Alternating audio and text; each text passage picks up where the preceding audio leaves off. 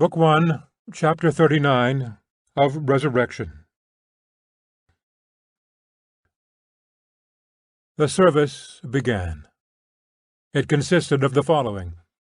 The priest, having dressed in a strange and very inconvenient garb made of gold cloth, cut and arranged little bits of bread on a saucer, and then put them into a cup with wine, repeating at the same time different names and prayers.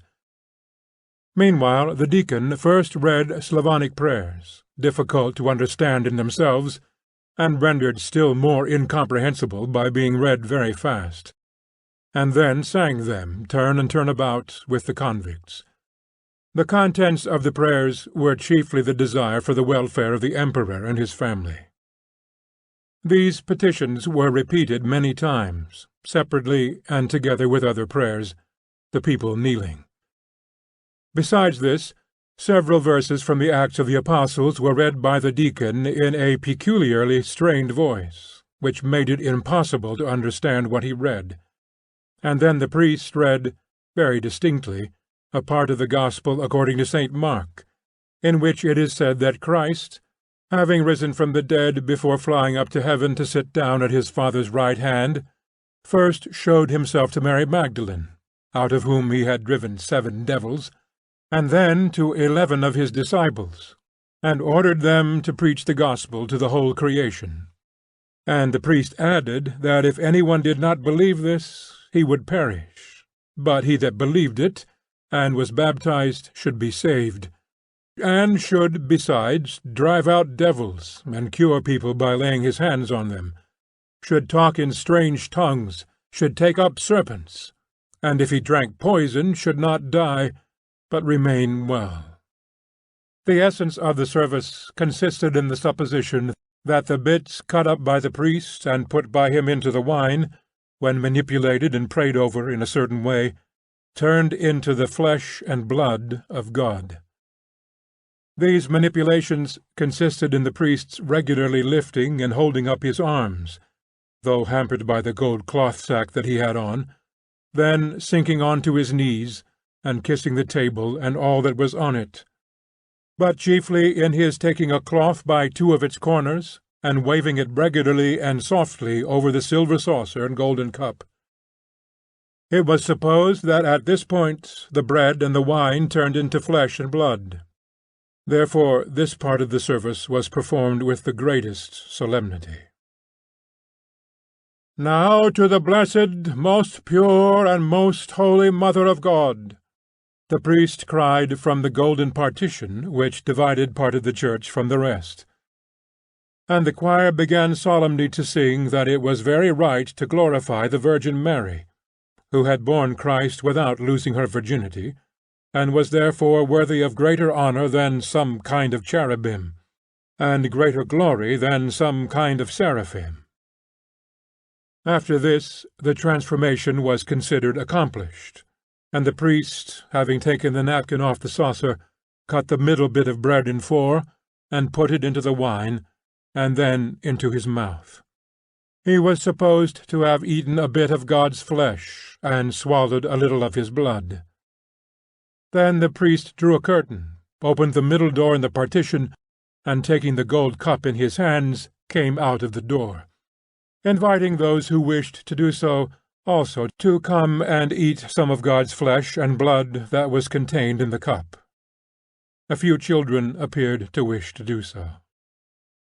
After having asked the children their names, the priest carefully took out of the cup with a spoon and shoved a bit of bread soaked in wine deep into the mouth of each child in turn, and the deacon, while wiping the children's mouths, sang in a merry voice that the children were eating the flesh and drinking the blood of God. After this, the priest carried the cup back behind the partition, and there drank all the remaining blood, and ate up all the bits of flesh, and after having carefully sucked his moustache and wiped his mouth, he stepped briskly from behind the partition, the soles of his calfskin boots creaking. The principal part of this Christian service was now finished, but the priest, wishing to comfort the unfortunate prisoners, added to the ordinary service another. This consisted of his going up to the gilt, hammered-out image, with black face and hands, supposed to represent the very God he had been eating, illuminated by a dozen wax candles, and proceeding in a strange, discordant voice to hum or sing the following words: Jesus sweetest, glorified of the apostles, Jesu lauded by the martyrs, Almighty monarch, save me, Jesu my Saviour. Jesu, most beautiful, have mercy on him who cries to thee. Saviour, Jesu, born of prayer, Jesu, all thy saints, all thy prophets, save and find them worthy of the joys of heaven. Jesu, lover of men. Then he stopped, drew breath, crossed himself, bowed to the ground, and every one did the same, the inspector, the warders, the prisoners. And from above, the clinking of the chains sounded more unintermittently. Then he continued, Of angels, the Creator and Lord of powers, Jesu most wonderful, the angels' amazement, Jesu most powerful, of our forefathers the Redeemer, Jesu sweetest of patriarchs the praise, Jesu most glorious, of kings the strength, Jesu most good of prophets the fulfilment, Jesu most amazing of martyrs the strength, Jesu most humble amongst the joy, Jesu most merciful of priests the sweetness, Jesu most charitable of the fasting the continence, Jesu most sweet of the just the joy, Jesu most pure of the celibates the chastity, Jesu before all ages of sinners the salvation, Jesu, Son of God, have mercy on me. Every time he repeated the word Jesu, his voice became more and more wheezy. At last he came to a stop, and holding up his silk-lined cassock, and kneeling down on one knee, he stooped down to the ground, and the choir began to sing, repeating the words, Jesu, Son of God, have mercy on me. And the convicts fell down and rose again, shaking back the hair that was left on their heads, and rattling with the chains that were bruising their thin ankles. This continued for a long time. First came the glorification, which ended with the words, Have mercy on me. Then more glorifications, ending with Alleluia. And the convicts made the sign of the cross and bowed, first at each sentence, then after every two, and then after every three. And all were very glad when the glorification ended, and the priest shut the book with a sigh of relief, and retired behind the partition. One last act remained. The priest took a large gilt cross, with enamel medallions at the ends, from a table, and came out into the centre of the church with it. First the inspector came up and kissed the cross, then the jailers, then the convicts, pushing and abusing each other in whispers. The priest, talking to the inspector, pushed the cross and his hand now against the mouths, and now against the noses of the convicts, who were trying to kiss both the cross and the hand of the priest. And thus ended the Christian service, intended for the comfort and the teaching of these strayed brothers. End of Book 1, Chapter 39.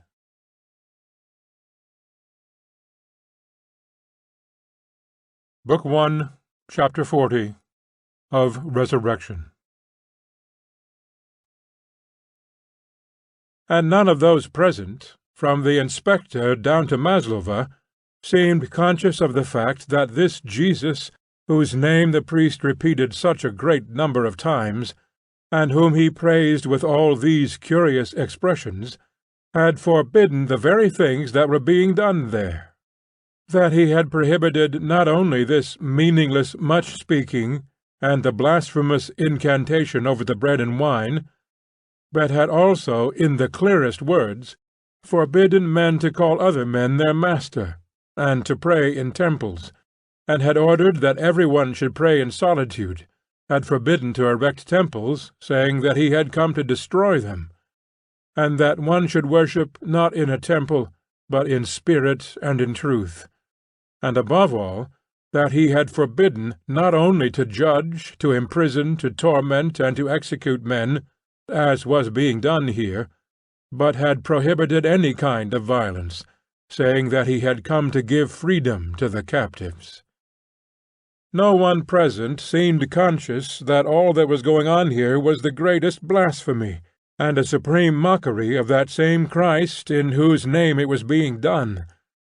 No one seemed to realize that the gilt cross with the enamel medallions at the ends, which the priest held out to the people to be kissed, was nothing but the emblem of that gallows on which Christ had been executed for denouncing just what was going on here, that these priests, who imagined they were eating and drinking the body and blood of Christ in the form of bread and wine, did in reality eat and drink his flesh and his blood, but not as wine and bits of bread, but by ensnaring these little ones with whom he identified himself, by depriving them of the greatest blessings, and submitting them to most cruel torments, and by hiding from men the tidings of great joy which he had brought. That thought did not enter into the mind of any one present. The priest did his part with a quiet conscience, because he was brought up from childhood to consider that the only true faith was the faith which had been held by all the holy men of olden times, and was still held by the Church and demanded by the state authorities. He did not believe that the bread turned into flesh, that it was useful for the soul to repeat so many words, or that he had actually swallowed a bit of God. No one could believe that, but he believed that one ought to hold this faith. What strengthened him most in this faith was the fact that, for fulfilling the demands of his faith, he had for the last 15 years been able to draw an income, which enabled him to keep his family, send his son to a gymnasium, and his daughter to a school for the daughters of the clergy. The deacon believed in the same manner, and even more firmly than the priest, for he had forgotten the substance of the dogmas of this faith, and knew only that the prayers for the dead, the masses, with or without the akathistus, all had a definite price, which real Christians readily paid, and therefore he called out his have mercy, very willingly, and read and said what was appointed, with the same quiet certainty of its being necessary to do so with which other men sell faggots, flour, or potatoes. The prison inspector and the warders, though they had never understood or gone into the meaning of these dogmas and of all that went on in the Church, believed that they must believe, because the higher authorities and the Tsar himself believed in it. Besides, though faintly, and themselves unable to explain why, they felt that this faith defended their cruel occupations. If this faith did not exist, it would have been more difficult, perhaps impossible, for them to use all their powers to torment people, as they were now doing, with a quiet conscience. The inspector was such a kind-hearted man that he could not have lived as he was now living, unsupported by his faith.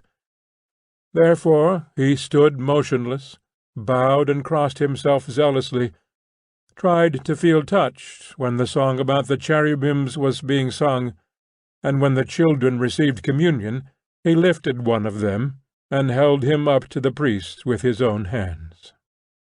The great majority of the prisoners believed that there lay a mystic power in these gilt images, these vestments, candles, cups, crosses, and this repetition of incomprehensible words, Jesu sweetest, and have mercy, a power through which might be obtained much convenience in this and in the future life.